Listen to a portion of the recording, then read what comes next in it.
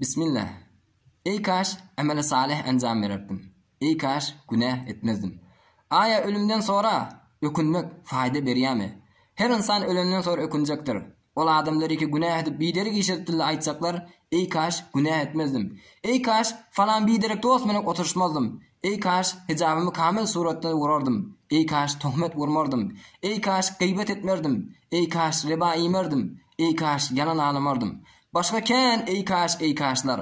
Allah subhanahu ve taala Kur'an-ı Kerim'de aytiye: "Euzu billahi mineşşeytanirracim. Elem ye'ninillezine amenu en takhşa'a kulubuhum li zikrillah."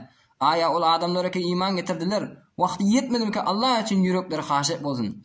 Aya vakti bolmadı mı ki günahlarımızdan el çekeyli. Aya vakti bolmadı mı ki fesatdan, rebadan, fahşadan, bihecabiden, envai hurafattan el çekeyli. Aya vakti bolmadı mı a'mal-ı cahiliyetten el çekeyli.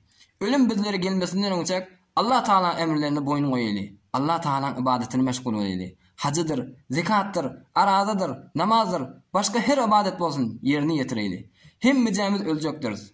Birimiz tesadüf edibeliye, birimiz sekte edibeliye, birimiz meriz bolubeliye. Hemmicemiz şu dünyadan beher nehmi ölecekdiriz.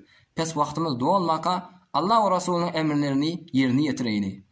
Yaşayışımız muafık kelamullah azze ve celle olsun. Yaşayışımız muafık olsun Resulullah sallallahu aleyhi ve sellem yaşayışına ve sahabiye-i kirama. Ta kıyamet gününe hasret çekip ökünüp ey kaş diýmeli.